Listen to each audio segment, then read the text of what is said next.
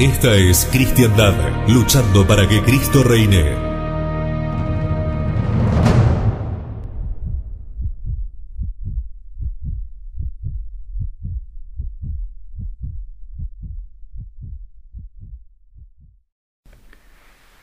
En el nombre del Padre, y del Hijo, y del Espíritu Santo. Amén. Celebramos hoy con alegría la fiesta de San José, trasladada este año a este lunes 20 de marzo, por haber coincidido ayer con el tercer domingo de Cuaresma, que prima sobre la fiesta de San José. Y celebramos a San José como esposo de la Santísima Virgen María. Así nos lo presenta la Santa Iglesia a través de su Santa Liturgia. Y tratemos de penetrar en ese privilegio de San José, esposo de la Santísima Virgen María. Y debemos considerar que los justos que vivieron antes del advenimiento de Cristo, conocedores de las profecías, ellos tuvieron un alma vibrante de esperanza. Vivían en la esperanza de conocer al Mesías. Y sabiendo que Dios es fiel a su palabra, aguardaban la realización de las promesas, lógico. La venida de un Mesías cuya misión consistiría en traer alegría a la tierra y salvar al mundo, librándole de sus pecados y del poder del maligno. Y ahora bien, si el hecho mismo de esa redención estaba fuera de toda duda, nadie podía prever la desconcertante manera en que habría de producirse. ¿Cómo? Mediante la encarnación del Hijo de Dios. Y era necesario que el nacimiento del hombre Dios tuviera al menos un carácter excepcional en un punto. El Hijo eterno de Dios no podía nacer más que de una mujer virgen. Y sólo el Espíritu Santo debía ser el autor de su concepción, pues es inimaginable que fuese de otra manera. Y así el Hijo de Dios no podía tener más que un Padre en el sentido exacto y preciso del término. Ciertamente eso se podía lograr mediante un prodigio, pero se trataba sin duda de un prodigio indispensable. Y ahora bien, si Dios debía revestir la naturaleza humana en el seno de una virgen por obra y gracia del Espíritu Santo, ¿qué iba a pasar con el honor del niño y con el de su madre si los hombres ignoraban el misterio? ¿No quedaban expuestos a ser víctimas, niño y madre, del desprecio y del baldón público?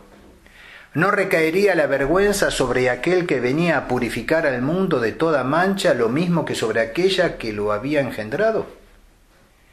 Y ciertamente Dios podría haber podido intervenir para revelar milagrosamente el misterio de la concepción virginal de su Hijo. Se habría podido oír una voz proveniente del cielo, como sucedió en el Tabor, declarando que ese era su Hijo bien amado, nacido de una virgen.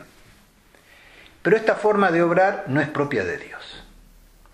A su infinita sabiduría le place, incluso para realizar los más asombrosos milagros, usar de los medios más sencillos, menos aparatosos. Para poner entonces la reputación de su hijo y la de la madre al abrigo de las ultrajantes sospechas de los hombres, le bastó cubrir el misterio de su concepción con el velo de un santo y legítimo matrimonio. Si hacía falta que la Virgen Madre tuviera un marido para salvar su honor, también él era necesario para que fuese padre nutricio del niño que iba a nacer. Esposo de la Madre Virgen, padre nutricio del niño.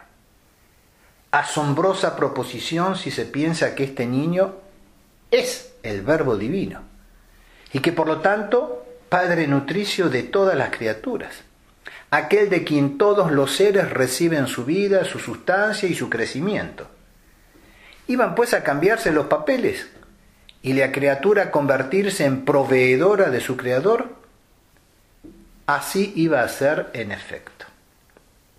Esta es la economía de la divinidad, de la sabiduría de Dios.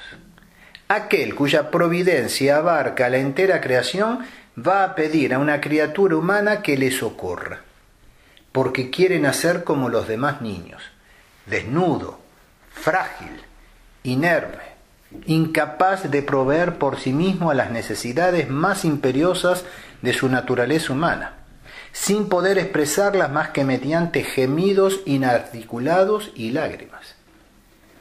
Y así como ha puesto junto a las más humildes cunas un padre y una madre, pondrá también junto a su propia cuna, al lado de su madre, un hombre con verdadero corazón de padre, que tendrá como misión alimentarle, vestirle, ofrecerle una morada, al mismo tiempo que custodiar, proteger a su madre.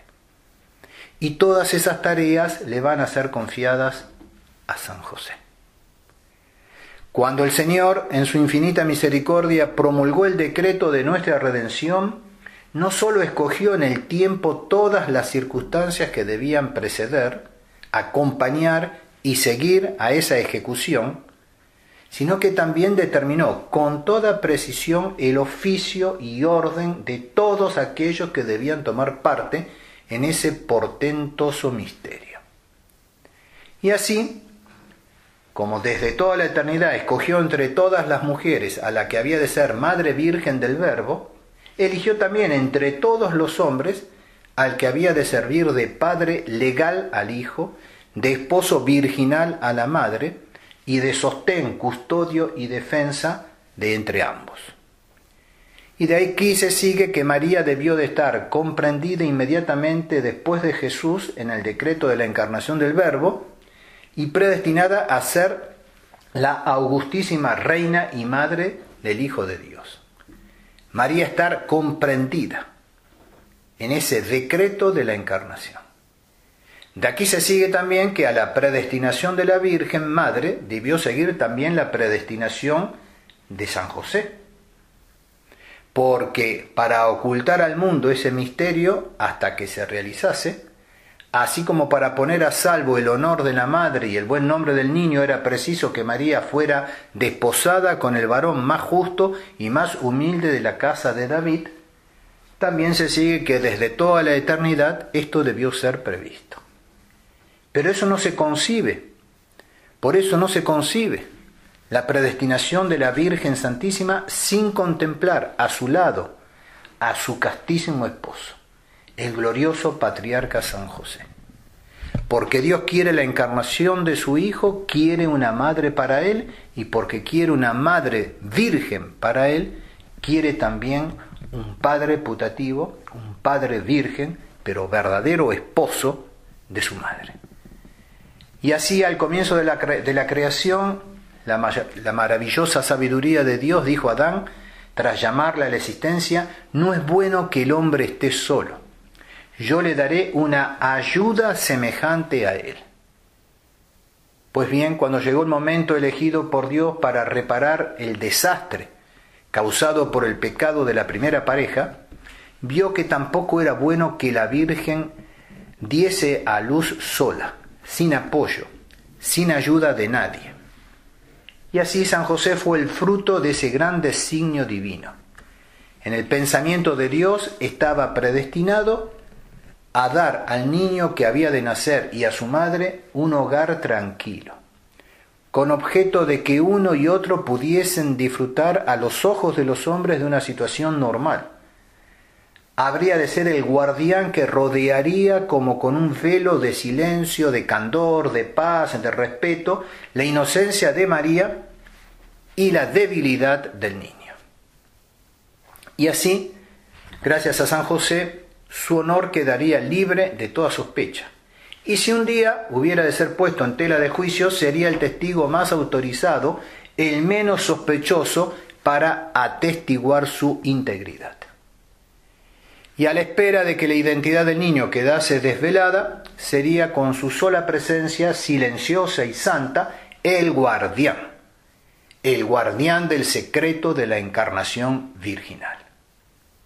Vayamos viendo la dignidad de San José.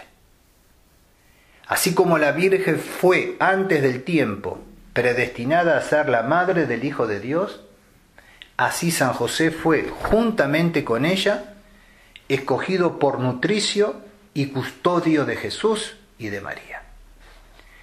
San José fue destinado por Dios a servir a la economía de la encarnación. He aquí el origen y la vena inagotable de las grandezas de San José, su predestinación eterna a ser cooperador del misterio más grande que adoraron los siglos. ¿Quién jamás, ni de los reyes justos de la tierra, ni de los espíritus celestiales, tuvo participación tan inmediata en las obras más excelsas e inenarrables del Omnipotente? ¿No exige tal cooperación una santidad superior a la de todos los otros escogidos? Y así únicamente San José, como canta la Iglesia, no solamente fue nombrado por el Todopoderoso ayo, defensor, custodio de Jesucristo, mas también siervo fiel y prudente, constituido por el Señor cabeza de su familia para que a su tiempo la sustentara. Así canta la Iglesia en su liturgia. ¿Puede caber mayor gloria para una criatura mortal? ¿Qué cargo, qué ministerio, qué dignidad puede imaginarse entre los nacidos, salvo la divina maternidad, mayores y más divino que los conferidos por la Trinidad augusta al glorioso patriarca San José? Luego, si los dones han de ser proporcionados a la grandeza de la vocación, hemos de confesar que después de María no hubo jamás pura criatura más enriquecida de gracias que San José, las cuales le hicieron más grato a los ojos divinos que ninguna otra criatura y más idóneo para la inefable dignidad que le fue confiada. He aquí entonces donde hay que admirar la grandeza de la misión recibida por San José. Inmensa la grandeza de la misión recibida por San José. Dar morada a quien creó el universo.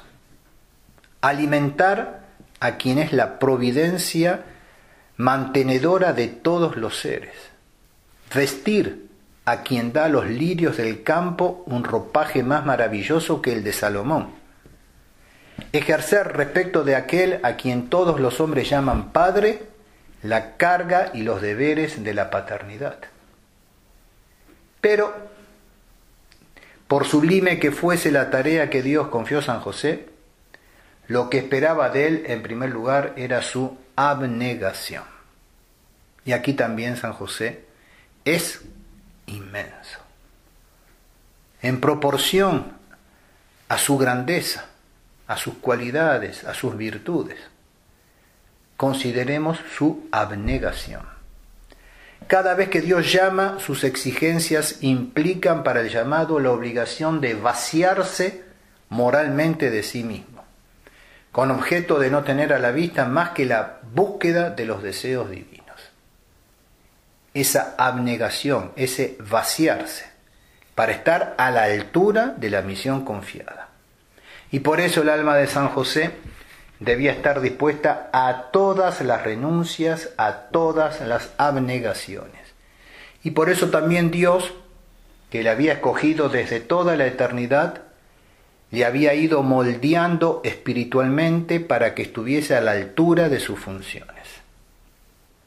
Y mientras tanto, nadie, viendo a San José atravesar las callejuelas de Nazaret, descalzo tal vez, con una viga al hombro, camino de su taller, nadie supondría el incomparable destino que Dios tenía reservado para ese humilde artesano de aldea. Nadie podía suponer la grandeza de San José, sin el cual nada hubiese sucedido en el misterio de la encarnación, tal y como Dios lo había decretado. ¿Y quién viéndolo podía imaginarlo?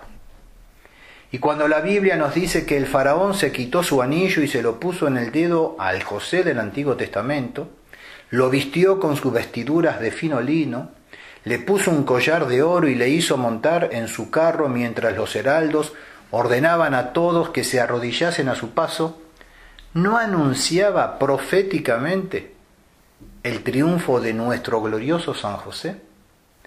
¿Y no nos dice la Iglesia, como antaño el faraón, que vayamos a José, que nos pongamos bajo su tutela, que tengamos confianza en su sabiduría y en su poder? ¿Y todo esto por qué? Justamente por sus cualidades, sus virtudes y por su abnegación. Sabemos, para terminar, que en los años 1869-1870 se reunieron en Roma todos los obispos del mundo para celebrar un concilio general, que fue el primero Vaticano. Y en ese concilio se habló también de San José, y se hizo más solemnemente de lo que se había hecho en el concilio de Constanza, allá por el año 1414. En dicho concilio, Gersón había propuesto se invocara a San José como patrono de toda la Iglesia. La propuesta fue bien acogida, si bien no pudo realizarse por varias circunstancias.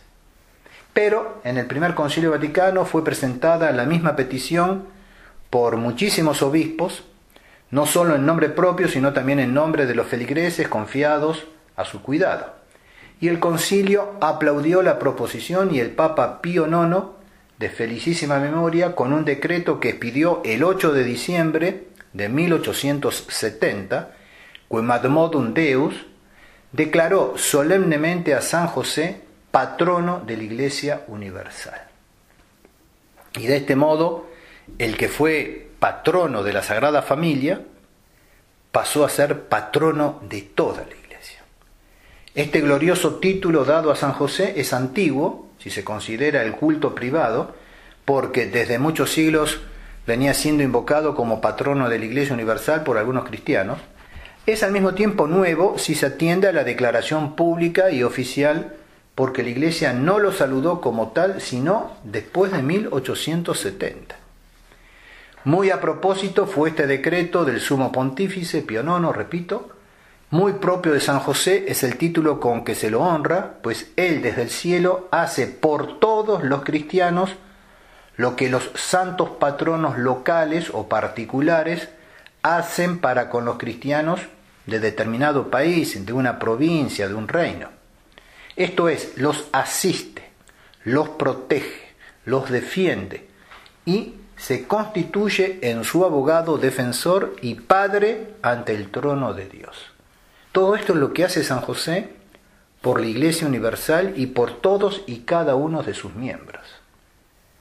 Desde el cielo asiste, protege, defiende y se constituye en abogado defensor y padre ante el trono de Dios de cada católico. Por esto podemos afirmar que Dios confió a San José en el cielo el mismo oficio que tenía cuando estaba en la tierra.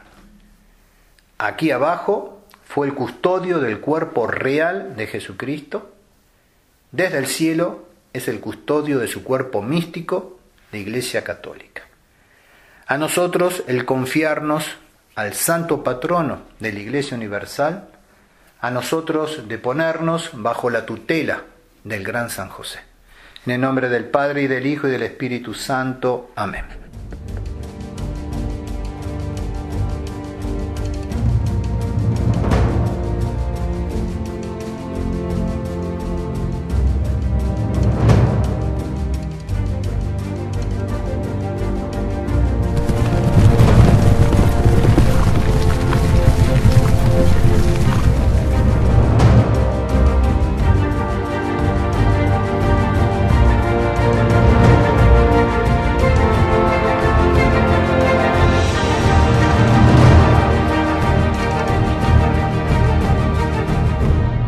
Esta es Cristiandad, luchando para que Cristo reine.